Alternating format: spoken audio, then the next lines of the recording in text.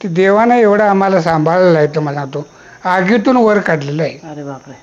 मित्रांनो नमस्कार, मी आता आलो आहे औरनाळमध्ये. आईनं आम्हाला मोलमजुरी करून सांभाळला आम्हाला. की वडिलांना आमच्या 56-57च्या दरम्यान पॅरालिसिस झाला. घोडी सोडायला सांगितलं त्यानं, दातानं घोडी सोडली. दातांनी घोडी सोडली, डावी सोडली ती. आणि ते अजूनपर्यंत तसं पाहिलं तर कुणाला समजलेलं नाही. देव हे कुणाला समजलेलं नाही, कळालेलेच नाहीत. दोघं. मग कारण कुशा पाटलाची सवय अशी होती की देवानं एकदा सांगितलंय की 15 दिवसानं महिना आणायचं, आणून द्यायचं. त्याचा ओघाने मिळून वडिलांना मारलं, 4 टोनं फुटलं. देवाकडं एवढी वडिलांची सेवा झालेली आहे. गेल्या जन्मी कोण होता हे मामांना माहीत होतं. चौगुल्यांना मामाने सांगितलं, तू रामू चौगुल्या तू गेल्या जन्मी कोण होता हे माहीत आहे का तुला? मामाने ओळखलं होतं. पण आपल्या सामान्य लोकांना हे काय गेल्या जन्माचं काय कळत नाही. पण गेल्या जन्मी तुम्ही कोण होता काय माहीत नाही. पण आता ह्या जन्मात साक्षात देवाची सेवा झालेल्या मारुती भोसले यांच्या पोटाला तुम्हाला कसं वाटतं? म्हणजे वडील तुमचे निंगापूरपर्यंत जायचे. ज्यावेळी तिथं गेले त्यावेळेपासून त्यांनी घर म्हटलेलं नाही आमच्या वडिलांनी, अगदी शेवटच्या श्वासापर्यंत. तू एवढा एका छपरागीत प्राण जाणारा माणूस 4 टोनं फुटलं तरी सुद्धा तू अजून आहेस. ही तू कुणाला आहे, कुणाला बसलास? स्वतः शर्ट वर करून दाखवले, हे बघ म्हणाले पाठी मारत होते त्यांना, मारत होते तुमच्या वडिलांना, पण वळ उठले होते मामांच्या पाठीवर. अरे बापरे. मग आई वडिलांना काय असं बोलल्या नाही काय कधी की तुम्ही घर सोडून जाताय आणि असं हे करताय? वडिलांना कुठला राग आला काय की एक थपराक मारली, भिकू शनगारांना मारली. काय त्या म्हातारा माणसाकडनं मार खालाच म्हटली शनगाराला राग आला. त्याने येऊन वडिलांना मारलं. अरे कवा कवा रागाला यायचे, कवा कवा मोडके म्हणायचे, कवा कवा मारुती म्हणायचे. देव वाढलाच नाही. माझी 4 मेंढरे जरी शेतातनं फिरून गेली तर तुला लागेल तेवढं वर्षभरचं धान देतो. आज तागाय तसं आहे आमचं. अरे बापरे. आणि हे वडिलांना सुद्धा पॅरालिसिस आणायचं पूर्ण हेच आहे असं तुम्हाला वाटतंय? असं मला वाटतंय. पूर्ण यांचंच आहे, यांचंच काय माहिती. त्याशिवाय येत नाही हो माझ्याकडे, आणि ते करून दाखवायला पाहिजे. आणि त्यांना काय ते दाखवायचं होतं नाही. आज्ञा घातला म्हणा, आज्ञा घातला. काम केल्यानंतर रुपयाचं 2 रुपये करून दिली, पण फुकट असं द्यायला काम. मित्रांनो नमस्कार. दर रविवारी आपण पॉडकास्ट सुरू केलेले आहे आणि या पॉडकास्टमध्ये आपण मुलाखती बघतोय विस्ताराने, आणि त्याच मुलाखती तुम्हाला कशा वाटतात ते सांगा. आणि मित्रांनो खाली तुम्ही मुलाखत आवडल्यानंतर लाईक करायला विसरू नका. आणि ह्याच्यानंतर मित्रांनो आणखीन कोणाची मुलाखत तुम्हाला पाहिजे ती कमेंट करून सांगा. पहिल्यांदा कोणाची कमेंट येते ते मला बघायचं आहे. कुणाची मुलाखत आपल्याला अपेक्षित आहे याच्या पुढं, या स्वरूपातली म्हणजे पॉडकास्ट स्वरूपात आणखीन कोणाची मुलाखत तुम्हाला बघायला आवडेल ते सांगा.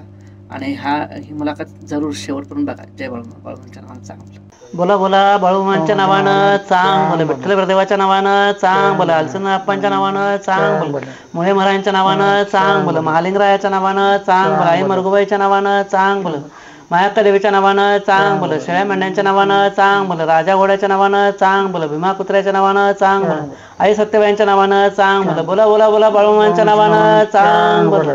अवधूत चिंतन श्री गुरुदेव दत्त. मित्रांनो नमस्कार. मी आता आलो आहे औरनाळमध्ये. औरनाळमध्ये मारुती भोसले यांची कथा तुम्हाला माहीतच असेल. त्यांना लकवा मारलेला होता, म्हणजे पॅरालिसिसचा आजार झाला होता, आणि मामांच्याकडे गेल्यानंतर त्यांचा आजार पूर्ण बरा झाला. तिथं त्याने घोड्यांची सेवा, बकऱ्यांची सेवा केली, आणि आयुष्यभर त्यांनी मित्रांनो मामांची सेवा केली, मामांच्या बकऱ्यांची सेवा केली.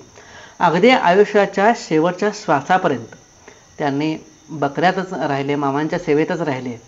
आणि म्हणून की काय ही मुलाखत घ्यायला इतका उशीर लागला. पण आता मुलाखत जी होते ते अगदी चांगल्या प्रकारे होते. 3 कॅमेरे आम्ही लावलेले आहेत, आणि नागराज पाच्छे म्हणून आमचे एक मित्र आहेत, त्यांनीसुद्धा ह्या सगळ्या प्रकल्पाला ह्या व्हिडिओ शूटला मदत केली आहे. मित्रांनो खरंच ही मुलाखत घ्यायला फार उशीर लागला. मारुती भोसले यांची माहिती आपल्याला बाळकू लोहार, स्वर्गीय बाळकू लोहार यांनी दिली होती. आणि त्यानंतर मुलाखत घ्यायचं म्हणत बरेच वर्ष गेली आणि मला वाटतं बाळकू लोहारांची मुलाखत घेऊन 5-6 वर्ष तरी उलटून गेली असतील. आणि ह्या 5-6 वर्षाच्या दरम्यान ह्या मुलाखतीचा योग मामाने का आणला नाही ते मामांनाच ठाऊक. पण आज मात्र तो योग आलेला आहे आणि आपल्याला अगदी सर्वांगपूर्ण सुंदर अशी माहिती त्यांचे चिरंजीव गोपाळ भोसले हे देणार आहेत मित्रांनो. आणि आपण त्यांनाच विचारूया मामांच्या विषयीचे त्यांचे अनुभव, वडिलांच्या विषयीचे आणि मामांच्या विषयीचे त्यांचे अनुभव काय आहेत ते. बोला बोला बळवंतांच्या नावानं चांग. नमस्कार. मी बरंचसं ऐकून आहे, म्हणजे भरपूर ऐकलेलं आहे मी तुमच्या घराण्याविषयी. पहिल्यापासून पुस्तकात तर बऱ्याच वेळा तुमचं नाव आहे, फार मोठी कथा आहे तुमची. शिवाय मला इथं आवरणामध्ये गेलं, कोलेवाडीला गेलं, गलगलेला गेलं, तिकडं निंगापूरला गेलं, बुधनूरला गेलं, कटकोळमध्ये गेलं, वन्नूरला गेलं. ज्या ठिकाणी मी आजपर्यंत मुलाखती घेतले त्या ठिकाणी तुमच्या वडिलांचं नाव निघायला नाही असं कुठंच स्थान नाही. म्हणजे इतकी मोठी सेवा आणि इतकी मोठी कथा आहे तुमच्या वडिलांची, इतकी मोठी सेवा झालेली आहे. मामांच्याकडं जाण्याचा तुमच्या वडिलांचा योग कसा आला ते सांगा. मामांच्याकडे जाण्याचा योग असा आला की वडिलांना आमच्या 56-57च्या दरम्यान पॅरालिसिस झाला. त्याच्या अगोदरसुद्धा वडील हे आमचे अपंगच होते. त्यावेळी मी जवळजवळ तिसरीला होतो. त्याच्यानंतर वडिलांचे एक दोस्त गावातले मारुती लोहार हे दोस्त होते. ते पूर्वीपासून बाळूमामांच्याकडे येणं जाणं त्यांचं सारखं होतं. आमच्या घरच्या परिस्थिती एकदम हालाक्याची असल्यामुळं आणि आता हा पॅरालिसिस झाल्यामुळं याच्यात व्हायचं कसं ह्या उद्देशानं त्यांनी मामाने अगोदर लोहारांना सांगितलं होतं घोडी राखायला एक गडी घेऊन ये रे म्हणून सांगितलं होतं. मग ती आठवण मारुती लोहारांना झाली. आता ह्याच्या पुढे घ्यायचं कसं, व्हायचं कसं, एक तर परिस्थिती गरिबीची, ह्याचं आजारपण हे ते कसं व्हायचं कसं, म्हणून त्यांना आठवण झाली. मग त्यांनी उठून आम्हाला विचारलं की असं नाही, ते काही झालं तर सुद्धा तिथं नेऊन सोडूया. मग आम्ही प्रेत उचलून नेल्यासारखं मामांच्याकडे नेलो आम्ही. अक्षरशः. तुमचं वय काय होतं त्यावेळेला? माझं त्यावेळी तिसरीला जवळजवळ 8-9 वर्षाचं असणार. 8-9 वर्षाचं होतं तुम्ही त्यावेळेला. म्हणजे वडिलांना पॅरालिसिसला त्याआधी वडील कधीच बकऱ्यात गेलेले नाही, संबंधच नाही. संबंध नाही काय? फक्त एकच होतं की पाठिंबाची भूमिका त्यांची शेवटच्या क्षणात जडेश सिद्धेश्वर म्हणून हट्टी बसवणारा एक आहे. तिथे एक जैनाचे स्वामी होते. तिथं आम्ही मळा केलता. मग ते वडील आमचे भजनाची आवड असल्यामुळं तिथं जात होते. ते जातेवेळी त्या स्वामींना एक पेलाभर दूध नेत होते. स्वामींची आणि त्यांची चांगली ओळख झाली. त्यावेळी ते म्हटले ते मारुती तुला शेवटच्या चरणात माझ्याहीपेक्षा कितीतरी मोठ्या साधूची संगत घडेल म्हणून सांगितलं होतं. त्या साधूने त्यावेळेला सांगितलं होतं. ती प्रचिती आता आली. त्या वडिलांना आम्ही नेऊन ज्यावेळी तिथं ठेवलं त्यावेळी बाळूमामा काय म्हणाले, हे मड कशाला आणल्या सर हे इथं. मारुती लोहार सुद्धा हुशार होते तसं. ते म्हणाले ज्या दिवशी प्राण जाईल त्या दिवशी आमचा आम्ही नेतो, तो पण तुम्ही सांभाळा. जोपर्यंत प्राण जाईल तोपर्यंत नेतो, तोपर्यंत तुम्ही सांभाळायचं. वडिलांचं आणि मारुती लोहारांचं नातं काय होतं? दोस्ती होती. फक्त दोस्ती होती. फक्त जे येणं जाणं दोस्ती. भजनाची आवड असल्यामुळं मारुती लोहार बी भजन करत होते. यांना भजनाची आवड असल्यामुळे जाऊन बसायचे ते. एवढी दोस्ती होती ते. मग जोपर्यंत काय होत नाही तोपर्यंत तिथंच ठेवायचं सांगितलं मारुती. मग त्याच्यानंतर वडिलांना तिथं देवाच्या तंबूजवळ नेऊन यांनी ठेवलं आणि यांचं याने घराकडे निघून आले. मारुती लोहार घराकडे आले. देव बसलेले होते तिथं. देव आणि बाकीचे सगळे मिटके सगळे जेवले गेले खाली, ज्याचे त्याने झोपाय गेले. देवाने आठवण झाली, दुसऱ्याकडनं गड्याकडनं मागून आणून थोडंफार जेवायला दिलं आणि तिथं झोपले. यांच्या अंगावरती काही नव्हतं. आम्ही काय दिलेलंच नव्हतं त्यावेळी. शेवटी थंडीचे दिवस असल्यामुळं रात्री यांना थंडी वाजायला लागली. थंडी वाजल्यानंतर कुडकुडायला लागली. कुडकुडल्यानंतर देवाने स्वतःच्या अंगावरचं कांबळ वडिलांच्यावर घातलं. स्वतःच्या अंगावरचं कांबळ रात्रभर झोपू दिले तिथं. त्याने देवाच्या खाट्याजवळ झोपले तिथं. तंबूमध्ये जो मामांचा खॉट होता, जो पलंग होता, त्या पलंगाजवळ झोपले तिथं झोपले ते. मग सकाळी उठले, बाकीचे सगळे उठले, ज्याची ते कामं केली आणि निघून गेले सगळे. ज्याच्या कामावर आरती झाली, प्रसाद झाल्यानंतर ज्याच्या कामावर निघून गेले त्यांनी. शेवटी वडिलांनी ते दोघेच राहिले, मामा ते दोघे. शेवट थोडं वेळ झाल्यानंतर देव काय म्हणाले, अरे ही घोडी तू राखायची आहेस रे. 9 घोडी होती त्यावेळी. ही घोडी ही राखायची आहे. 2 दिवस झाल्यानंतर हळूच त्या घोड्याकडे पाठवलं. त्यावेळी वडिलांना आमच्या हातानं दावी सोडता येत नव्हती आणि बांधता येत नव्हती. ते दावे म्हणजे घोड्याचं बांधलेलं असतं, ते सोडता पण येत नव्हतं, बांधता पण. हा, खुट्ट्याला जे बांधलेलं असते ते सोडता पण येत नव्हतं. हात हलतात. सुरुवातीपासूनच एवढे हात वर जात नव्हते आमचे. पॅरालिसिस म्हणजे काय, कसा होता नेमका सांगा. म्हणजे काय तुम्ही बघितलाय स्वतः, तुम्ही 7-8 वर्षाचे होता त्यावेळी. होय. कसं होतं म्हणजे एका साईडला पॅरालिसिस मारला होता, हात पाय झाला होता, काय? त्याच्याही अगोदर वडील आमचे अपंगच होते, त्यांना बोलता येत नव्हतं अगोदर सुद्धा. म्हणजे अपंग म्हणजे बोलता येत होते, चालता येत होतं, सगळं होतं, पण शरीरानं अशक्तच होते. शरीरानं अशक्तच होते ते. मग त्याच्यानंतर घोडी सोडायला सांगितलं त्यानं. दातानं घोडी सोडली. दावी सोडली ती दातानं. अरे बापरे. दातानं दावी सोडली. काय पुढं घोड्याच्या पाठीमागे जात कुठं ठेचाळून पडत, हे करत, गुडघे फेटत ते चालू झालं ते राहटकडं. त्यावेळेला त्यांच्या आता तळावर एवढे सगळे गडे असतात, माणसं एवढे असतात. तिथं मामाच्या दर्शनाला आलेली एवढी माणसं, त्यापैकी कोण मत्तीला त्यावेळी गेलं नाही तिथं. कुठलं त्यावेळी काही एवढी लोक नव्हती, जास्त नसायची, थोडीफार असायची ते. पण ते करायचे नाही असं नाही, करायचे, पण नसलेल्या वेळा हे असं करायचे. काय मामाने सांगितलं होतं की त्याचं त्याने एकट्यानंच बघायचं असं सांगितलं होतं काय? तसं काही नाही सांगितलेलं नव्हतं त्यांनी मामाने. कारण मामाना ती परीक्षाच घ्यायची होती त्यांची. ते मामाना हे करूनच दाखवायचं होतं पुढं. ज्याचे त्यांनी गेले सगळे झाले. एक थोडे दिवस मग हे घोडी राखली. घोडी राखल्यानंतर तिथला जो आचारी होता त्या बागेत, तो थोड्या दिवसानं गावाकडे गेला. तो आलाच नाही परत. त्यावेळी मामाने सांगितलं, अरे मारुती, उद्यापासून तू जेवण करायचं आहे रे, का नाही करायचं. आचार्याचं नाव मलाबाजे काय दुसरं कोण? मलाबाजीच होतं बहुतेक. मलाबाजी. तो आला नाही परत म्हणून मामाने सांगितलं, उद्यापासून जेवण तूच करायला पाहिजे, कन्या शिजवायला पाहिजे तूच. कन्या शिजवते वेळी असं कोण बी माणूस असं करते, असं होतच नव्हतं वडिलांनी. असे करायचे, असे हात असा वाकतो, असा येत नव्हता, असं वाकत नव्हता तसं त्याचं. असा घ्यायचा. तिखट मीठ टाकते वेळी असं वरण असं टाकायचं, असे वरण टाकायचे. म्हणजे असं एवढं पॅरालिसिस झालेलं असताना सुद्धा त्यांनी घोडी राखली, घोड्यांचे डावे दाताने सोडलं आणि जेवण सुद्धा केलं. एवढी तळावर मला वाटतं त्यावेळेला एक 30 तरी लोक, 20-30 लोक असतील.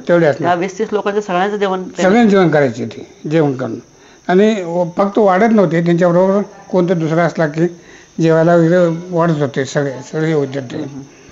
थोडे दिवस झाल्यानंतर त्याच्यानंतर बरेच दिवस तसं आचार्याचं काम केलं, बरेच दिवस केलं त्याच्यानंतर बऱ्याच दिवसानं देवळात समाधीच्या नंतरची गोष्ट आता ही. समाधीपर्यंत देवांच्या बरोबरच होते. समाधीपर्यंत देवांच्या बरोबरच होते दोघांचं. मग बाकी सगळी घोडी चरायला नेली, मेंढकी चरायला गेले, तर त्यावेळी वडील आणि नंतर वडील आणि ते दोघेच राहायचे तळावरती. तळावर वडील आणि मामा दोघेच राहायचे. त्यावेळी त्यांच्या गप्पा भरपूर चालायच्या. आणि त्यावेळी वडिलांनी मामा हे देव आहेत हे वडिलांना माहितीच नव्हतं. आणि ते अजूनपर्यंत तसं पाहिलं तर कुणाला समजलेलं नाही. देव हे कुणाला समजलेलं नाही. दोघं मग गप्पा मारत बसायची ती. त्याचं बोलणं जास्त नाही त्यांचं, पण दोघांचं बोलणं एकमेकाला दोघांचं बोलणं भरपूर कायम चालायचं. वडिलांना मामांचा सहवास भरपूर मिळाला. 9 वर्षे मिळाल्या. म्हणजे 56-57च्या दरम्यान आम्ही नेलं. त्याच्यानंतर 66पर्यंत म्हटल्यानंतर 8-9 वर्षे मामांच्या बरोबर. वडिलांना 5 किलोची थैली उचलता येत नव्हती. एवढी मोठी गटली ह्या शेतातून त्या पलीकडच्या शेतात न्यायचं. कोण काम केलं? देवाचंच होतं. देवानाच शेवटी. आणि ते 2-3 दिवसाला बदलायचा तळ. 2-2 दिवसाला 3-3 दिवसाला तळ बदलायचा. तळ बदलायचा. त्यावेळेस ते सगळं नेऊन ठेवायला. ह्या शेतातनं त्या शेतात न्यायचं. ते कोण न्यायचं ते? पण हे वडिलांच्याकडनं त्यांनी करून घेतलं. ताकद पाठीमागे देवाचीच ताकद होती. थोडे दिवस झाल्यानंतर वडील ग बसलेले होते. वडिलांना देवाचं लक्ष गेलं. देवाने विचारलं, का रे मारुती, घराकडे आजची आठवण यायला का रे तुला? तू गप्पच बसली. त्यावेळी देवाने जाणलं ते पोराबाळांची आठवण काढायची नाहीत. पाठिंबा सांभाळणारा मी घट आहे. ते आज नाही उद्या शिकतील, खुर्चीवर बसतील. शेवटपर्यंत तू आणि मी दोघंच आहे. मी जिथं जाईन तिथं तुला यावं लागेल. हे देवाने सांगितलं. एक अंगावरची वस्त्र फाटलेली होती. आणि कुशा पाटील त्यावेळी कारभारी मेतकेचे. हे समाधीनंतरचं काय आधी? अगोदर समाधीच्या अगोदर कुशा पाटील कारभारी होते. होते तेच करायचे. कुशा पाटील म्हणजे कुशा पाटलाचं घराणं म्हणजे एकदम एक नंबरचं. त्याचं अगदी सुरुवातीला बाजारहाट हे ते पैसा अडका सगळा कुशा पाटलाकडेच असायचा. आता पैसा अडका. मग अंगावरचं शर्ट फाटलेलं बघून कुशा पाटला आलते. त्यावेळी कुशा पाटलाला म्हणाले, अरे त्या महाराष्ट्राचं शर्ट फाटला आणि कापड घेऊन ये की. देवानं कुशा पाटलाला सांगितलं. वडील काय म्हटले त्यावेळी? देवासमोरच म्हटले. वडील काय म्हटले? कुशा पाटलाला सरकी टोकनला काय विचारा अगोदर. कारण कुशा पाटलाची सवय अशी होती की देवाना एकदा सांगितलंय की 15 दिवसानं महिन्यानं आणायचं, आणून द्यायचं. हे देवाचं कुशा पाटलाचं काम होतं. पण कुशा पाटलानं काम भारी केलं. ते कारभार वगैरे सगळं भारी. शेवट असं होत चाललंय. एक कर्नाटकात घोडी चराय सोडल्यानंतर, घोडी राखते वेळी घोडी चरा सोडल्यानंतर, म्हणजे वडील तुमचे निंगापूर पर्यंत जायचे. सगळं फक्त इकडे पॅरालिसिस मारलाय म्हणून फक्त इथं नाही, कर्नाटकात सुद्धा गेले. कर्नाटकात सगळं. वडिलांनी आमच्या ज्यावेळी तिथं गेले त्यावेळेपासून त्यांनी घर म्हटलेलं नाही. आमच्या वडिलांनी अगदी शेवटच्या श्वासापर्यंत घर म्हटलेलं नाही. गावात जरी बकरी आली 1 महिनाभर आमच्या गावात जरी असली मामा असताना सुद्धा, तर 1 दिवस संध्याकाळी फक्त चहाला यायची वडिलांची त्यावेळी. मग ती कर्नाटकात घोडी सोडल्यानंतर त्यावेळी घोडी जरा उधळली, दुसऱ्याच्या पिकात गेली. ते 4 जण भाऊ होते. त्या 4घांनी मिळून वडिलांना मारलं. घोडी सोडलं, 4 टोनं फुटलं. हे गप जे पडले ते असे आडवे. त्याच्यानंतर त्याने उठलेच नाही. मारले गेले त्यांनी. संध्याकाळी जाऊन बसले, सगळे येऊन बसले. देव पण आले देवाजवळ. देवाला हे समजलं, तर मारले देवाला समजलं. हे सगळे जेवून गेले, वडील गेले नाहीत जेवायला. कारण त्यांना ते गुन्हेगार असल्यासारखं झालं ना ते मारलेले. शेवटी देवानेच आठवण करून जेवायला दिलं आणि सांगितलं देवाला, मारुतीला सांगितलं, हे बघ तू चोर नाहीस, तू काय झालं हे मला माहिती आहे.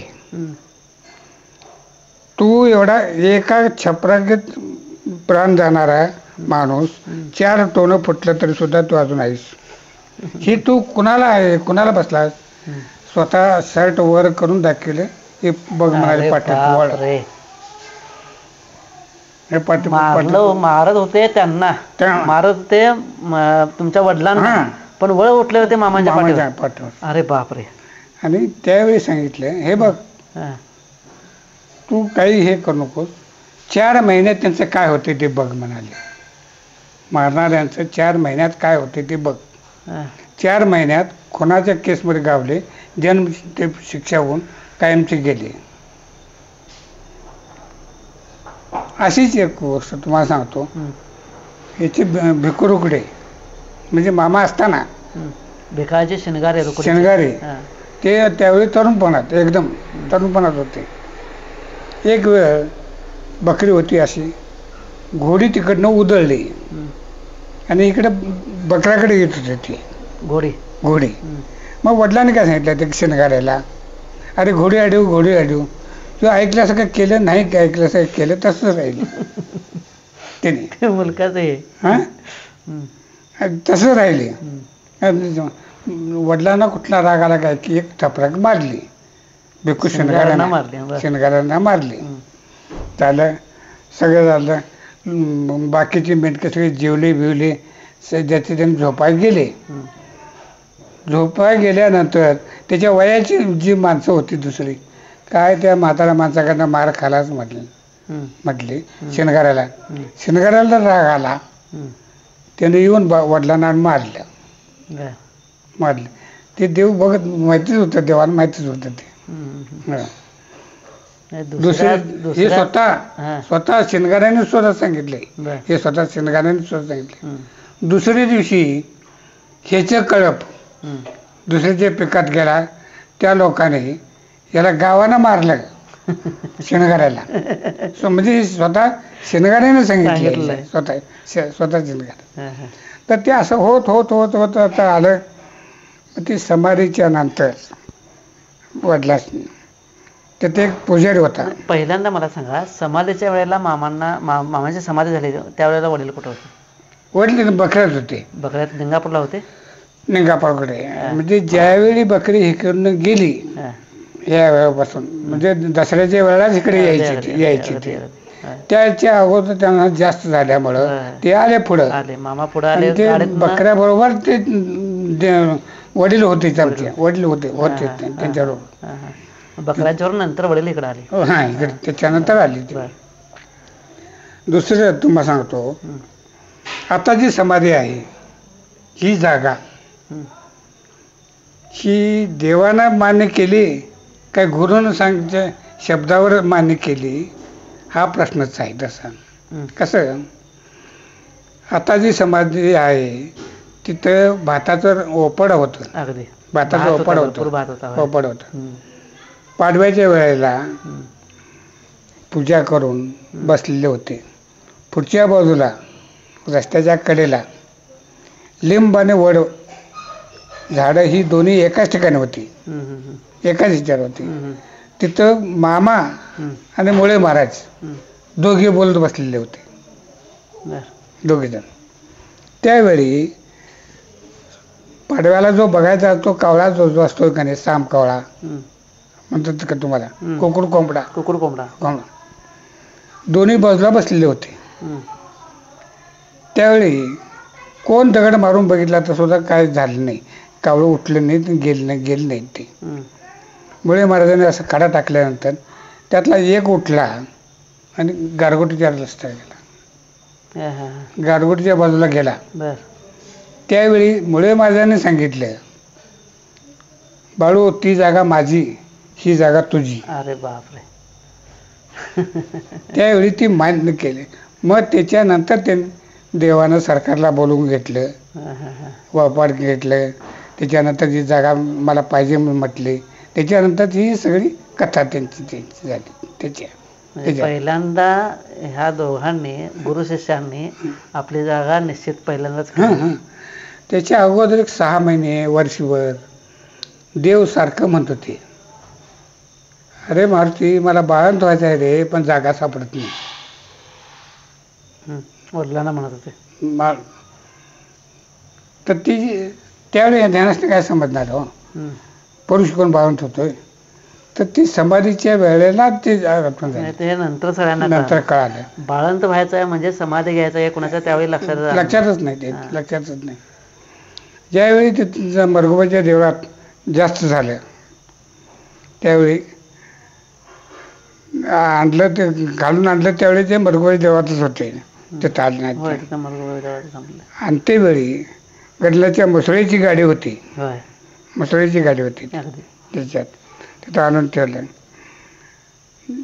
मला ते आदल्या दिवशी लक्ष्मोऱ्याला सारखं सांगत होते, कारण लक्ष्मोऱ्याला एक काय होते सवय, सारखं लगविल जाणे. मोऱ्यांना सवय होते का लगविल जायचे. म्हणजे त्या मरगोबा मंदिरात लक्ष्मण मोरे आणि मामा एवढे दोघेच होते, तिथे जवळ कोण दुसरं जात नव्हतं. कोण जात नव्हते, ते दोघेच असायचे. लक्ष्मण मोऱ्याचं काम काय, हात पाण्याची किटली घेणे, देवाला छत्री दाखवणे, एवढंच काम त्याचं. कायम तिकडे, बाकी इकडे कवा लक्ष द्यायला नाही लक्ष्मण मोऱ्याने. लक्ष्मण मोऱ्याने बाकीकडचा हिशोब नाही, काय नाही त्याचं, ते विचारायचं नाही. त्याचं पूर्ण हिशोब सगळा उषा पाटलांच्याकडे. हायर कमांड म्हटल्यानंतर तो बापू नरतवडे म्हणजे बापूसाहेब मगदूम त्यांच्यात, त्या घरातले सुद्धा भयंकर हे आहेत. मग ती ज्या दिवशी त्याने समाधी घ्यायची होती किंवा देहावसन करायचं होतं, त्या दिवशी लक्ष्मण मोऱ्याला ताकीद दिली ती, हे बघ तुला सारखं उठून लगेच जायचं, पण मी सांगितल्याशिवाय तो इथनं उठायचं नाही. लक्ष्मण मोऱ्याच्या मांडीवर डोकं होतं देवाचं त्यावेळी, मांडीवर डोकं होतं मरगोबाई देवळात. काही लोक कर्नाटकातली सुद्धा होती, काही लोक कर्नाटकातली सुद्धा तिथं होती, बाहेर बसलेली होती तिथं. मरगोबाई देऊळ तेव्हा सुद्धा आता जे मरगोबाईचं देऊळ आहे त्याच्या ह्या बाजूला जी जागा आहे ती तिथं देवाचं खाट असायचा, तिथं असायचा खाट त्याच्यात. त्याच्यानंतर मग बरेच मग इकडे समाधी झाली, हे झालं. त्याच्यानंतर तिथे एक पुजारी होता, शिंगाडे काहीतरी असं नाव होतं. तो पूजा व्यवस्थित करणार, तिथं पैसे उचलायचं, हे करायचं, ते करायचं, असं करायला लागतो. समाजानंतर लगेचच काय वेळाने, समाजानंतर लगेचच म्हणताय काय कधी नाही, म्हणजे पूजा केली ती, म्हणजे तिथं पूजा करत होते म्हणून. मग नंतर मग वडिलाच नाही अशक्तपणा बी झाला, आजारी बी साधारण पडायले म्हणून त्यांनी देवळात आणून ठेवलं. तिथं बकऱ्यातलं काढून देवळात आणलं वडिलाच नाही. म्हणजे देवाची सेवा 9 वर्षी केली. त्याच्यानंतर 56-57 पासून 92 पर्यंत वडिलांची सेवा तिथेच राहिली 92 पर्यंत. त्याच्यानंतर मग आमचं सुद्धा जास्त येणं जाणं काय नसायचं होतं आमचं सुद्धा, कारण तेवढा अनुभवच नव्हता होतो त्यावेळी. आत्ता देव अजून मी देव आहे असं दाखवलेलं नाही, तर त्यावेळी काय दाखवणार लोक. आणि आमच्या गावातल्या घटना तुम्हाला सांगतो, या गावातल्या त्याचवेळी देवानं सांगितलेलं आहे, औनाळा म्हणजे माझं माहेर आहे, शित्तळ माझी बकरी माती खाऊन जगतील म्हणून सांगितलं. माती खाऊन जगतील समज देवानं सांगितलं एवढं प्रेम. आमच्या गावातल्या जवळजवळ का ते 22 घटना आहेत आमच्या गावातल्या पूर्ण. कारण निंगापूरला जायच्या आधी देव इथंच जास्त उशीर थांबायचे.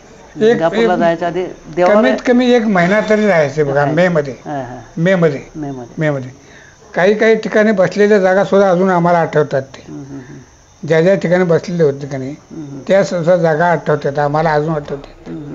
समाधीच्या वेळेला मी जुन्या 11वीला होतो. जुन्या 11वीला होतो समाधीच्या वेळेला. जुन्या 11वी म्हणजे आताच्या किती होत्या काय माहिती आहे का? आताच्या किती होत्या जुन्या 11वी म्हणजे? आता जवळ 12-13 वर्ष होता. जुन्या काळी 10वी कसं व्हायचं? 10वीच्या नंतर 11वी. मॅट्रिक कधी होते जुन्या काळी? मॅट्रिक केव्हा होते? मॅट्रिक झालं असं केव्हा म्हणायचं? 10वी झाल्यावर काय 11वी झाल्यावर? 11वी झाल्यावर. 11वी झाल्यावर म्हणजे मॅट्रिकचे 11वी झाल्यावर मॅट्रिक व्हायचं. त्याच्यानंतर मग मी सर्व्हिसला म्हणजे कोर्स केलो, सर्व्हिसला गेलो नियमाप्रमाणे. तसं मग सर्व्हिसला बाहेर असल्यामुळं जास्त येणं जाणं आमच्या गावात जास्त राहायचं नाही इथं आदमापूरला. त्याच्यानंतर योगायोगानं माझी 92ला मी 82 ते 92पर्यंत गडिंगला होतो. बाकीकडनं फिरून येऊन 82 ते 92पर्यंत गडिंगला होतो मी. 92ला ज्यावेळी वडिलांना इथे आणलं पंचलोकांनी वयामानानं आजारी असल्यामुळं ते घराकडे घेऊन आणले. त्याने आणून पोचवलं. त्याच्या अगोदर ते लोक काय म्हणत होते, बापूसाहेब नारतवडे, कुशा पाटील ते, अरे एक सोडून दोघंजण नोकरीला यायचा आणि वडिलांचं काय हे करायला असा घेऊन जावं घराकडे. मग त्याप्रमाणे आम्ही वडिलांना आणायसाठी म्हणून गेलो आम्ही.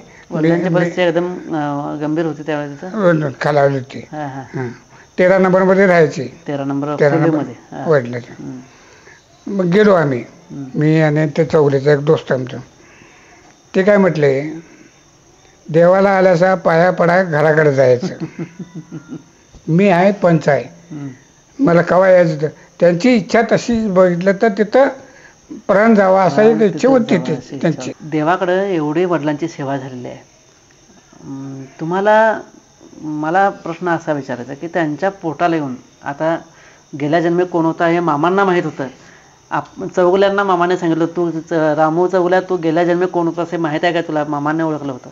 पण आपल्या सामान्य लोकांना हे काय गेल्या जन्माचं काही कळत नाही. पण गेल्या जन्मी तुम्ही कोण होता काय माहीत नाही. पण आता ह्या जन्मात साक्षात देवाची सेवा झालेल्या मारुती भोसले यांच्या पोटाला येऊन तुम्हाला कसं वाटतं? साक्षात देवाची सेवा केलेल्या मारुती भोसले यांच्या पोटाला येऊन तुम्हाला आता कसं वाटतंय? आम्हाला 7 जन्माचं पुण्य झाल्यासारखं झालं आहे. 7 जन्माचं भाग्यवान आहे आम्ही. देवाला बघितलेलं सुद्धा स्वतः आम्ही म्हणजे 11वीला असल्यामुळं चांगलं समजत होतं आम्हाला देव. पण वडील ज्यावेळी गेले का त्यांनी नेले का नाही त्यावेळीपासूनच येणं जाणं झालं आमचं. तर ते एकदा म्हणजे काही गोष्टी ह्या एवढ्या म्हणजे आमच्या हृदयात भेटलेल्या आहेत त्या बाबतीत. एवढं गावात असू दे किंवा कुठे बी असू दे, कोणी ज्यावेळी वडिलांना पॅरालिसिस झाला आणि आम्ही दोघं लहान होतो त्यावेळी गावातलीच लोक, गल्लीतली म्हणा गावातली म्हणा, ह्या पोरांचं आता कसं व्हायचं. जवळची लोकंसुद्धा आम्हाला कोण जवळ केलं नाही. त्या मानानं वडील तिकडे गेले. त्याच्यानंतर आईनं सुद्धा, आमच्या आईसुद्धा एका पायानं अपंगच होती. आईसुद्धा अपंगच होती, एका पायानं अपंगच होती. आईनं आम्हाला मोलमजुरी करून सांभाळला. आम्हाला मोलमजुरी करून. आईंचं नाव काय? अक्कूबाई. अक्कूबाई मारुती भोसले. अवघड असणं काहीतरी घेऊन यायचं झालं बाजाराचं जाणार तर 5 किलोचं ओझं येत नव्हतं. अरे बाप. एवढे म्हणजे एवढे हाल काढले एवढं. हां. आणि ते होत आणि वडिलांनी आम्हाला कवा आले कवा तरी किंवा आम्ही गेलो तर तू कितवीला आहेस आणि जेवलास काय म्हणून आम्हाला कवा विचारलेलं नाही. 1 रुपया कधी आमच्या हातावर ठेवला नाही देवानं. देवाकडे पैसे असे. भाऊ किती तुम्ही? आम्ही दोघे जण. ते मागाकडे मुलाखत घेतलाय बघा तो होतोय. मग कवा बी केलं नाही आणि आम्ही कवा बी त्यांच्याकडे हात किंवा काही केलं नाही. आमच्या देवानं जी बुद्धी दिली त्या बुद्धीप्रमाणे आम्ही शिकत गेलो सगळं. देवानं सगळं आम्हाला हे जे काय घडवलं आहे हे पूर्ण सगळं देवानं घडवलेलं आहे. याच्यामध्ये आमचा काही हे नाही. जवळचे म्हणजे एकाच घरात असून बाजूची चांगली वागतात आणि आम्ही हे करतो असा आम्ही काही भेदभाव केला नाही, केला नाही आणि मनाला लावून घेतलं बी नाही. ते शेवटी आहे ते करणार आहे ते मस्त समर्थ आहे तो देव त्या ह्याच्यानं केलं. आणि वडिलांच्या नंतर ज्या काही घटना घडल्या, वडिलांच्या नंतर ज्या काही घटना घडल्या त्याला साक्ष म्हणजे आम्ही जे आहे का नाही आता ते देवानं एवढं आम्हाला सांभाळलेलं आहे. तर मला तो आगीतून वर काढलेलं आहे. अरे बापरे, आगीत जाऊ दिलेलं नाही, आगीत लागू नाही. मुलांची लग्न सुद्धा देवानं जुळवलेली आहेत. मुलांची लग्न सुद्धा देवानं जुळवलेली आहेत आणि त्या मानानं सगळं व्यवस्थित आहे. आता सगळं व्यवस्थित आहे. दोन्ही मुलं कमवते आहेत, दोन्ही सुना चांगले आहेत, घरदार सगळे व्यवस्थित आहे. हे सगळं घडलंय कोणामुळं? हे फक्त नुसतं देवामुळं. आजूबाजूची आणि दुसरी गोष्ट तिथं गेल्यानंतर देवाची सेवा केल्यानंतर त्या घराण्याचं चांगलं व्हायला आहे म्हणून आता एवढी लोक वाढलेली आहेत. तुम्हाला सांगतो काय झालेले आहेत लोक, त्या घराण्याची चांगलं झालेलं आहे, चांगलं झालंय म्हणून आता सेवा करायला लोक एवढी वाढलेले आहेत.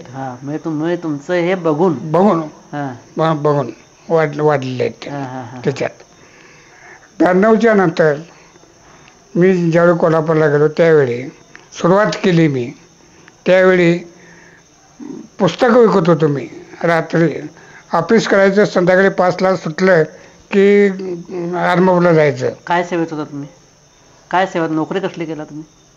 विद्यापीठात होतो, कृषी विद्यापीठात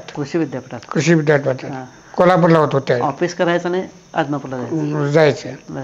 रात्रभर पुस्तकं विकणं हे करणं करायचं. सकाळी आरती झाली की परत 5 वाजता कोल्हापूरला जायचं आम्ही. त्यावेळी वडाप असायचे, त्या वडापनं कोल्हापूरला जाऊन 8च्या ड्युटीला आणि ऑफिसला. असं किती वर्ष केला? तिथं मी 14 वर्ष सर्व्हिस केली. 14 वर्ष. मग त्या मुत्तीत काही वेळा पुस्तक विकायचं हे कमी केलं, भंडार लावायला बसलो. अखंड रात्र भंडार लावत होतो. अखंड रात्र झाले की आरती झाली की बॅग घ्यायचं ते सरळ कोल्हापूर काढायचं. एकही अमावस्या किंवा एकही कार्यक्रम तिथला चुकवाय नाही मी. त्याच्यानंतर ते बघून तिथल्या लोकांनी क्लार्क मंडळी म्हणा किंवा कोण म्हणा ते अगोदर कर्नाटकातला हिशोब आणायला, बकऱ्यातला हिशोब आणायला कर्नाटकातले गुरुजी होते. मग ते वारले.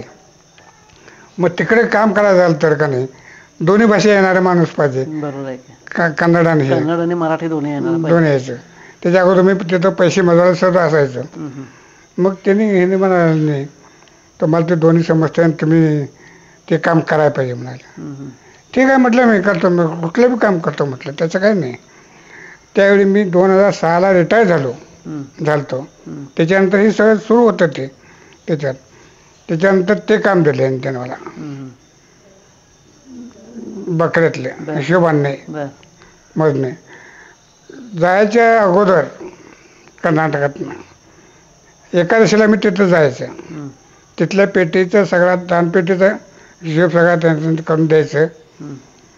ते झाल्यानंतर अमावस्या झाल्यानंतर दुसऱ्या दिवशी कर्नाटकात जायचं बकऱ्यातनी. 8-9 बग्याचा हिशोब आणायचा. एक वेळे तरी सगळ्या बग्यांचा हिशोब 1 वर्षभर मी केलो. 1 वर्षभर केलं. पण देवाचं आभार म्हणा किंवा बुद्धी आम्हाला दिली जी म्हणा, 1 रुपयाचा फरक आम्ही दाखवला नाही. एक जाते येते वेळी किंवा चहा पाण्याला जो खर्च होईल त्यातला सुद्धा निम्मा खर्च मी कमी लावत होतो. कारण देवानं मला नोकरी दिली आहे एवढी, पोटाला मरेपर्यंत सगळी सोय केली आहे. आणि काय करायचं घेऊन त्या मला ते एवढं म्हणजे एवढ्या प्रामाणिकपणानं मी केलं.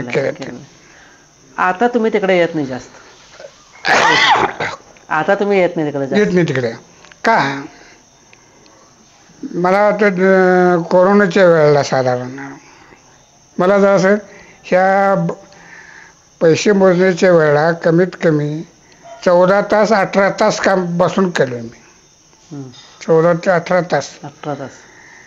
अमावस्या दिवशी तरी संध्याकाळचं मी जेवतच नव्हतो, कारण झोप येते म्हणून. सकाळी 5ला आरती ज्यावेळी होईल त्यावेळी आमचं पैसे मोजून व्हायचं आणि त्यावेळी आम्ही झोपायला जायचं. अरे बापरे. त्यावेळी तर ते ह्या ह्याच्यासाठी एवढे प्रामाणिकपणा. आणि दुसरी गोष्ट, देवाजवळ वडील कसे वागले, त्या वडिलांचे काय ते थोडंफार राखायला पाहिजे की आम्ही नाव पाठिंबा राखायला पाहिजे. त्यासाठी म्हणून एवढं प्रामाणिकपणाने केले. आणि काही अडचण आली तर सुद्धा मी काय करतो, तो देवळात खाली यायचं, समाधीजवळ देवाजवळ गारानं घालायचं, मला हे काम द्यायल्यात, यातनं सरळ वाचितो म्हटला तर जातो मी, हे काम तुझंच आहे, नाहीतर मला हे काम नको. मी गप भांडार लावतो, गप गाडला जातो. नाही म्हणाले. एक वेळ तुम्हाला सांगतो, असे आता जे सरकार आहेत त्यांचे पाहुणे, एकटाच होतो मी, पैसे मोजून बसलो होतो. तर सरकारचा पाहुणा चहा घेऊन वर 19 नंबरला आला. ती सरकार, आम्ही कोण हो? मी म्हटलं, हो असं करू नको तुम्ही, तुम्ही आणून वर, मी लागलं तर खाली जातो. त्याने काय उत्तर दिलं मला ते सांगतो मला. भोसले म्हणाले, ही जत्रा जमली किती म्हणाले, लाखां जत्रा आहे, हे काम तुम्हालाच का दिलंय ते? त्याने माझं तोंडच बंद केलं. तर एवढं पुण्यतिथीचं असू दे किंवा यात्रेचं असू दे, मी केव्हाही प्रवचन कीर्तन ऐकायला कवा बी नाही. आपलं काम ते काम.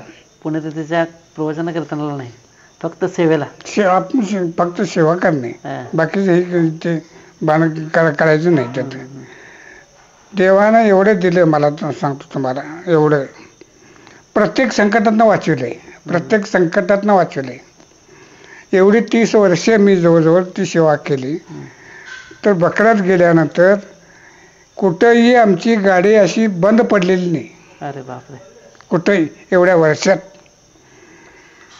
आणि त्यावेळेला की टोल नाका वगैरे असतात का नाही, त्याने आमच्याकडनं टोल सुद्धा घेतला नाही. खरं आहे.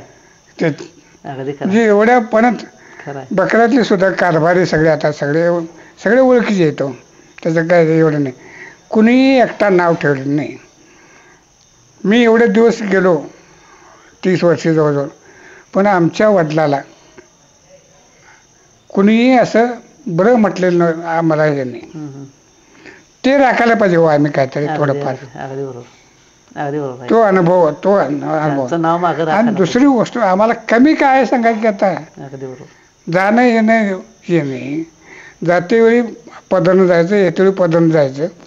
गाडीत बसल्यानंतर देवाचा सगळा खर्च, गाडीत बसल्यानंतर सगळा देवाचा खर्च, त्याचं कुठं हे नाही. पण कारभारांच्या बाबतीत, हिशोबाच्या बाबतीत एक वेळ असं झालं, तुम्हाला सांगतो. एका बकऱ्याकडे हिशोब घेतला, तो कारभारी मला 750 रुपये द्यायचा होता हिशोब झाल्यानंतर, पण तो दिला 1000 रुपये. गडबडीत म्हणा किंवा कशानं म्हणा, त्याचे पैसे उरलेले पैसे द्यायचं मी विसरलो. इथं येऊन हिशोब द्यायला पण लागतोय नाही आल्यानंतर. त्यावेळी नेमकं 250 रुपये वाढवून आली. नेमके 250 रुपये वाढून आली. त्यावेळी ते कारभाराची बकरी भडगावला होती. भडगावला जाऊन 250 रुपये त्याला दिलो, त्याचे पैसे परत. आता जे सेवा करणारे माणसं आहेत, सेवा करणारे सेवेकरी आहेत, आत्तापर्यंत आता सुद्धा आहेत जे सेवेकरी, त्या सगळ्यांनी तुमच्याकडनं हेच शिकायला पाहिजे. सगळ्यांनी, मग सेवा करणारे असू देत, तिथले मोठे कारभारी असू देत, कमिटीचे मेंबर असू देत, कोण तिथं बाहेरनं सेवा करणारे लोक असू देत, कामगार असू देत, सगळ्यांनी हेच शिकायला पाहिजे तुमच्याकडनं की प्रामाणिकपणे कसं काम करायचं. देवाचं काम हे देवाचं काम म्हणून अगदी प्रामाणिकपणे कसं करायचं हे तुमच्याकडनं शिकायला पाहिजे. वडिलांच्या विषयीचे आणखीन काय तुम्हाला अनुभव आहेत ते सांगा. वडिलांनी तुम्हाला मामांच्या विषयी काय सांगितलं, मामांची सेवा वडिलांच्या विषयी मला जाणून वडिलांनी आम्हाला एकच सांगितलं, मला शेवट, तुम्हाला जर जायचं झालं करा असं वाटलं तर जाऊन होईल तेवढी सेवा करणे, भंडारे पुढे घेणे, घरला येणे, बाकीचं उचापत काय करायचं नाही तिथं. हे असंच जर तुमचं जर सगळ्यांनी लक्षात ठेवलं तर हे जे आदमापूर आहे त्याचं स्वर्ण मंदिर व्हायला वेळ लागणार नाही.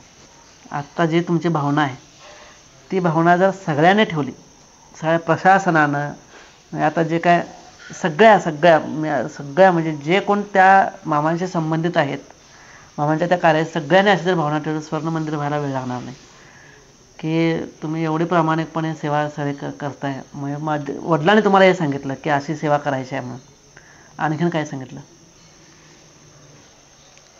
ते आदमापुरातले का नाही लोक, त्यावेळी आम्ही जात होतो त्यावेळेपासून सेवेला कसं कोण जास्त येत नव्हतं. आत सेवेला कोण जास्त येत नव्हतं. दुसरी गोष्ट, त्यांचा एक प्रभाव असा होता, म्हणजे आमच्या वडिलांचा प्रभाव त्या लोकांच्यावरती. मला तो रस्त्याला येऊन जर उभारले तर कोणीही माणूस भांडण काढायला किंवा काय करायला आत येत नव्हता. म्हणजे एवढे अपंग असून सुद्धा लोक त्यांना घाबरत होते. पण आत्ताची परिस्थिती तशी राहिलेली नाही. ती आत्ताची परिस्थिती त्याच्यात हे होत नाही. म्हणून ते आम्ही सुद्धा देऊळ सोडून गावात आम्ही कवाबी जायला नाही. गावात मस्त दोस्त आहेत, पण देऊळ सोडून गावात आम्ही कवाबी जायत नाही. काम झालं की 1 तासभर आम्ही तिथे थांबत नाही. हे काम करायला, म्हणजे बकऱ्यातलं काम करायला भडगावचा एक रामाना म्हणून आहे, सोलापुरे, रामा सोलापुरे, अतिशय प्रामाणिक माणूस, अतिशय प्रामाणिक माणूस, चांगलं उत्पन्न आहे त्याचं, चांगलं. पण कधी आता आम्ही जे कोणतरी चारा बोललं म्हणून गेला घरात, तुम्ही जाऊन क्वार्टर बसणार नाही, खाली बसाल. म्हणजे तो रामाना, म्हणजे असल्या लोकांची संगत गावली हो आम्हाला चांगली. आम्ही जसं वागतोय तसं ती संगत सुद्धा चांगली गावली. तसंच जो ऑफिसमधला एकटा कदम म्हणून काय क्लार्क, तुम्हाला सांगतो, त्या 19 मध्ये अखंड सगळं चारी बाजूनं पैसेच असायचे. पण मध्ये आम्ही झोपायचं. मध्ये आम्ही एवढं प्रामाणिकपणे वागला, ही गोष्ट सत्य जरी असली तर आमच्यावर विश्वास टाकणं सुद्धा तेवढंच महत्वाचं आहे. हो, अगदी बरोबर आहे. केव्हाही रुपयाचा फरक केव्हा आम्ही दाखवला नाही केव्हा तिथं. कारण एक वेळा ते नसले तर सुद्धा बॅगेत हिशोब सुद्धा लिहून ठेवून येत होतो. ते येऊन बघितलं की परत फोन करायचे, ते हाय ते सगळं बरोबर आहे म्हणतो. काही लोकांनी चांगलं वाटलं ते, काही लोकांना हे वाटलं असं सोडून द्या. पण ते काही लोक ही अशी सानिध्याला चांगली भेटली, त्यामुळे चांगली सेवा झाली. तुम्ही मगाशी म्हटलात की वडील एकदा मामांच्याकडे गेले, सेवेला गेले की घराकडे लक्ष नसायचं. मग घरात सांभाळायला मग फक्त आई तेवढ्याच होत्या, आई आणि तुम्ही दोघे. आईंनी मग घर कसं सांभाळलं? सगळं मग जबाबदारी सगळे पडते येऊन आईंच्यावरच. आईंनी कसं घर सांभाळलं? आईंच्या काय झालं? आई मोलमजुरी करायचीच, मोलमजुरी करून. दुसरी गोष्ट, आणि देवाने आम्हाला अनेक असं दिलं की शेत आमचं 20 गुंठ शेत होतं. त्यात वर्षभर लागणारं धान्य आम्हाला तिघापुरतं जेव काही वर्षभर लागणारं धान्य हे दरवर्षीला पिकतच होतं आमचं. वर्षभर लागणारं धान्य 20 गुंठ्यात पिकत होतं. अगदी दुष्काळ असू दे खेळ. ज्यावेळी दुष्काळ पडला लोकांनी मिलो खाल्लं. मिलो सुरुवातीला आम्ही खाल्ली नाही, मिलो खाल्लं नाही. भाजी भाकरी काय असणार, पण ती स्वतःची ह्याची खाल्ली. एक वेळी देवाने काय केलं, वडिलांनी काय सांगितलं देवाला, गावात एवढी मोठी मोठी लोक दिसतात तुम्हाला, आमचं शेत दिसत नाही काय तुम्हाला म्हटलं देवानं. अरे कवा कवा रागाला यायचे, कवा कवा मोडके म्हणायचे, कवा कवा मारुती म्हणायचे. देव वाढलाच नाही.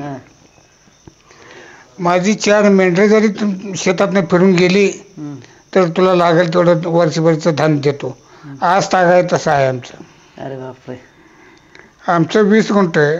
बाजूच्या समजा तुम्ही दुसरीकडे एकर असल्या तर सुद्धा दोघांची समानच आहेत. एवढ्यापर्यंत आमची अजूनही आहे आमचं. अजून बी आहे त्याचं. दुसरी गोष्ट, वडील ज्यावेळी वडिलांनी जसं सेवा केली तशी सेवा पाठीमागे राहावी ही एक आमची इच्छा आहे. वडिलांच्या पाठीमागे आम्ही सुरू केली, आमच्या पाठीमागे आता चिरंजीव करतोय आता. अशी भक्तिभावाने सेवा व्हावी आणि देवाचा असाच आशीर्वाद पिढ्यानपिढ्या चालू राहू दे. बाकीची अपेक्षा काही नाही. फार मोठं व्हायचं किंवा व्हायचं नाही, सुखी जीवन फक्त राहणे. आज शनिवार आहे आणि आज तुमचे चिरंजीव आज सेवेलाच गेलेले आहेत. मला वाटतं तिसरी पिढी सेवेची. होय होय. वडिलांच्या नंतर तुम्ही आणि तुमच्यानंतर आता पांडुदा आणि दोघे म्हणजे तिसरी पिढी तुमची आता.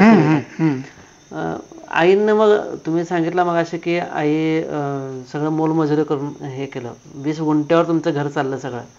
मग आई वडिलांना काय असं बोलल्या नाहीत काय कधी की तुम्ही घर सोडून जाताय आणि असं हे करताय? ते आई म्हटले नाही, पण पै पाहुणे म्हटले. बर. आईने म्हटलेलं नाही. आईने कधीच तक्रार केली नाही. आईंना मामांच्या विषयी माहित होतं. नाही, माहिती म्हणजे सर्वसाधारण होत सोडून द्या. आणि त्याशिवाय इलाजच नव्हता. आता इलाजच नाही त्याचं. पै पाहुण्याने म्हटलं ते आता बकरा काय गेला, तुमचं कसं होणार, असं तसं लोकांनी म्हटलं असेल. तो प्रश्न नाही. पण आई अजूनही आम्हाला आठवते, महिन्यातनं एकदा किंवा दुसऱ्या वेळेलाच फक्त आम्हाला भात मिळायचा. त्यावेळी नुसती भाकरी खायतात.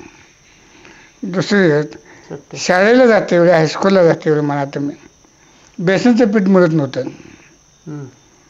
ज्वारीच्या पिठातच चटणी मीठ टाकून आई आम्हाला पिठलं भाकरी देत होती. शाळेला घेऊन जाते, गडिन्याला जाते. तर ह्याच्यातच आम्ही शिकलो. त्यानं हाय त्याच्यात प्रपंच नेटका केला, तो काही प्रश्न नाही. पण वडली गेल्यात आणि म्हणून तक्रार करली किंवा आम्हाला हे काही केली नाही, कमी पण करू दिली नाही. त्याच्यात सेवा सर्व्हिसला सुद्धा आमच्या देवानं सांगितल्याप्रमाणे. मी तेच विचारणार होतो तुम्हाला, तुम्ही दोघे काय सर्व्हिसला लागला? कोणाला? तुम्ही दोघे सर्व्हिसला कुठल्या लागला? तुम्ही दोघे ना कुठल्या सर्व्हिसला, कुठली नोकरी? कृषी विद्यापीठात होतो आम्ही. तुम्ही दोघे कृषी विद्यापीठ, दोघेही. मी अगोदर लागलो 71ला. त्याच्यानंतर त्याचा डॉक्टरचा कोर्स करून त्याला सर्व्हिसला लागलो तिथं दोघं. मी वेंगुर्ला वगैरे असं करत 82ला इथं आलो गडिन्याला. तिथं ऑफिस आहे. आणि 82 ते 92 पर्यंत येतो होतो मी. 92ला वडिलांना आमच्या घराकडे आणलं. त्यावेळी मी बदली स्थगित करण्यासाठी बराच प्रयत्न केला. कारण का इतके दिवस सगळे वर्ष वडील बाहेर होत होते, आता घराकडे आले आणि त्यांना आमच्यातून काही सेवा घडणार नाही म्हणून बदली स्थगित करण्यासाठी बराच प्रयत्न केला. पण ते घडवलं नाही, हे मालकानेच घडवलं नाही. होतच होतं. कारण काय, इथं जर मी असतो तर परत आणि हाय तसंच राहिले असतो. तिथं गेल्यानंतर मी माझ्या मुलीचं लग्न करू शकलो, थोरल्या मुलग्याला कोर्स शिकलो, धाकट्याला MBA केलं तिथं गेल्यानंतर घर बांधलं, सगळं व्यवस्थित चाललं. ही सगळी मालकाची चाल आहे, मालकांचं. आणि हे वडिलांना सुद्धा पॅरलस आणायचं पूर्वनियोजित हेच आहे असं तुम्हाला वाटतंय? असं मला वाटतंय. पूर्वनियोजित यांचंच आहे, सेवा करून घ्यायची होती, यांचंच काय माहिती. त्याशिवाय येत नाही हो माझ्याकडे, आणि ते करून दाखवायला पाहिजे. आणि त्यांना काय ते दाखवायचं होतं नाही. आदना घातला म्हणा की. हा? आदना घातला आज्ञा घातल्या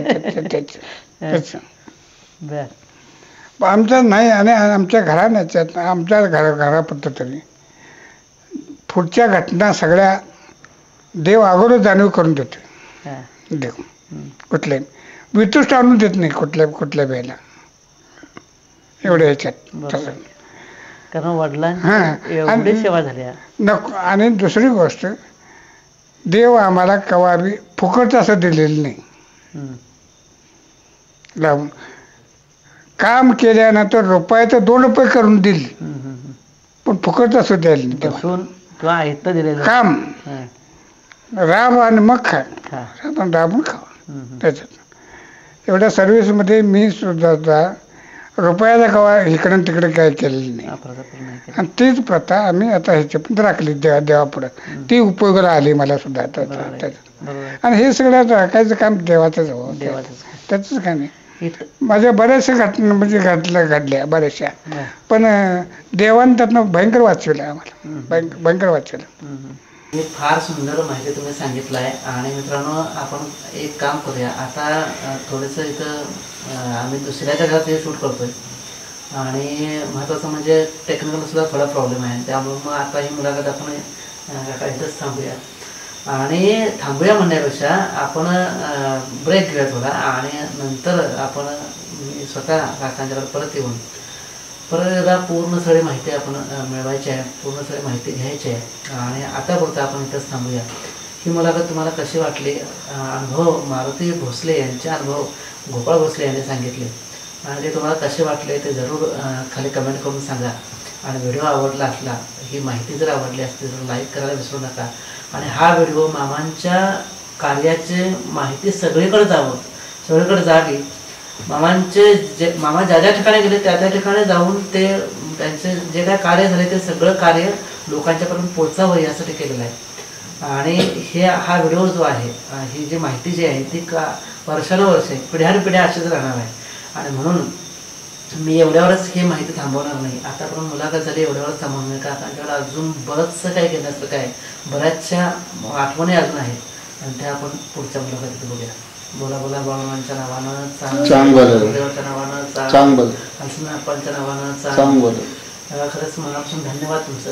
तुम्ही विनंतीला मान दिला. खरं तर फार लवकर व्हायला पाहिजे होती मुलाखत, इतका लेट झाला. आणि लेट का झाला तुम्ही मगाशी म्हटल्याप्रमाणे, जे तुमच्या वडिलांना पॅरालिसिस दिला देवानं, ते काय दिला देवानं स्वतः दिला, का तुम्ही इकडे येणार नाही. तसं ही मुलाखत सुद्धा लेट करण्याचं देवाचं काय ते कारण असणार आहे. एवढी लेट झाली मुलाखत. पहिल्यांदा तुम्ही तयार नव्हता, नंतर तुम्ही तयार झाला, पण मला यायला मिळालं नाही, मला यायला घडलं नाही. असं बरंचसं काय काय होत. बाळकुलवर सुद्धा बरेच प्रयत्न केले, बाळकुलवरनं सुद्धा बरंचसं मी सांगितलं, त्याने पण सांगितलं होतं, तो पण त्यांचं तसं झालं. आणि मुलाखत लांबतच केल्याने आज हा योग आलाय. आज आहे ऑगस्ट 2024, सप्टेंबर 2024, आज हा योग आलाय. आणि मला वाटतंय की ही मुलाखत होऊन खरंच एक फार मोठं इतिहास व फार मोठं कार्य मामांचं उलगडा झालेलं आहे. आणि अजूनही पुढच्या वेळेला विनंती करतो की पुढच्या वेळी ज्या वेळेला मी येईल त्यावेळेला अशीच आणि ह्याच्यापेक्षाही सुंदर माहिती आम्हाला मिळेल तुमच्याकडे. मुला बाळूमांच्या नावानं.